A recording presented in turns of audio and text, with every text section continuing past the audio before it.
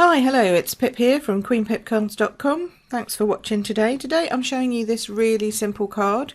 This is made with the new Wishing You Well stamp set. This is from the 2018-2019 autumn, winter or holiday catalogue. It's called Wishing You Well. It's a clear mount stamp, so rubber stamps. But it's one of the new distinctive stamp sets. Which means it's kind of a photographic image that's been created and put onto a stamp to give a specific image when it's stamped. So they normally have a little bit more depth, a bit more 3D to them. As you can see here, this bow is just beautiful. And it's so simple to use. So this is a really very simple card. You could make lots in a batch if you had to send out a thank you. The other sentiments that are in the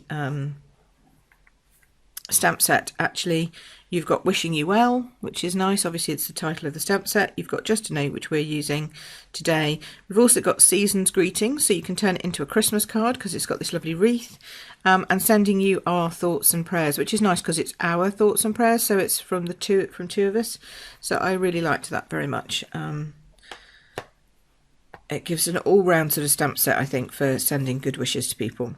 Okay, so there is a set in the catalogue where you can take one item number and pay and buy the whole pack, but it uses Granny Apple Green, and I wanted to use my favourite two colour combination from last season's In Colours. So this I'm using today is Tranquil Tide and Lemon Lime Twist.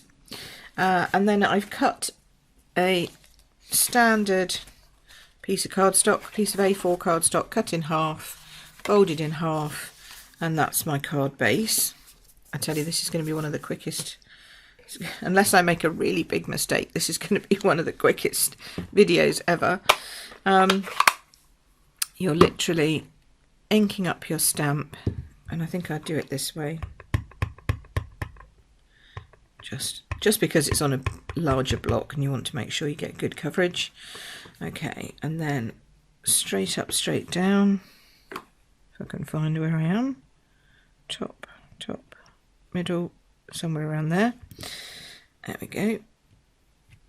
There we go. That's even better than the first one I did, I think.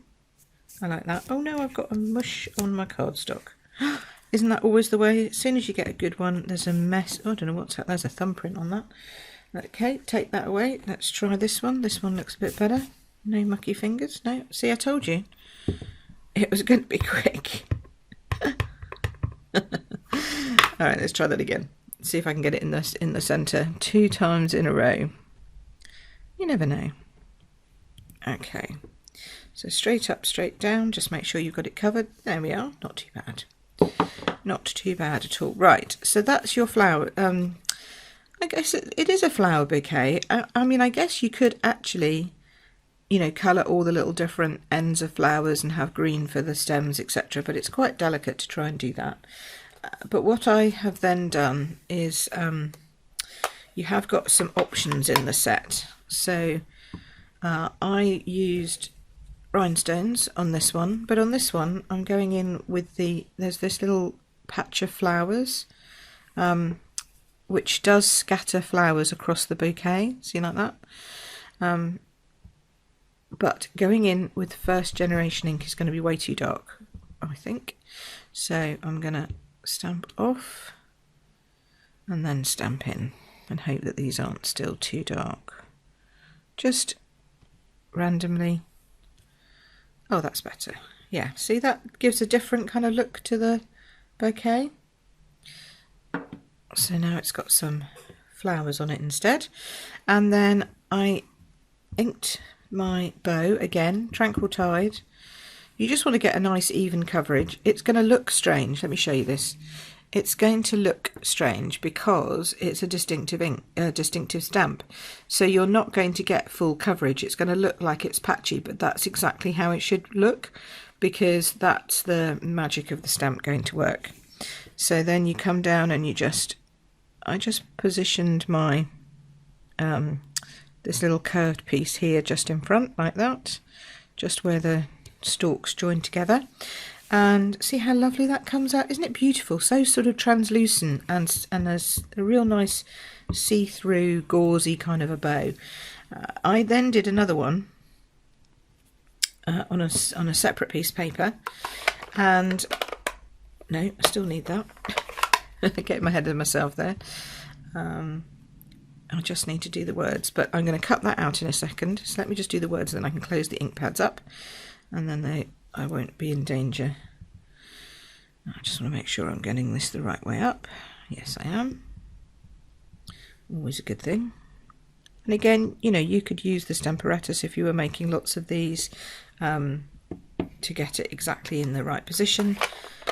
But that's okay, isn't it? I think just kind of loosened, just casually put at the base there. It doesn't have to necessarily be right in the centre. So what I did then with the spare one that I cut was I did actually cut it out, and I'll speed this up.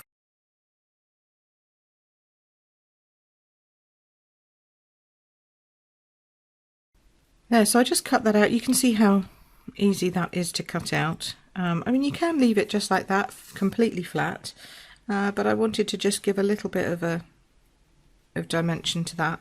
So having the image underneath means that if somebody sees it from the side, of course, they can still see that there's an image underneath. And then I just used 2 dimensionals, one on each side of the ribbon of the big bow, like that, and then popped that down, just straight down on top of there. If you wanted to, you could just put it in the centre and let it curl up. It's entirely up to you, really. And then I just popped that straight down on my card base.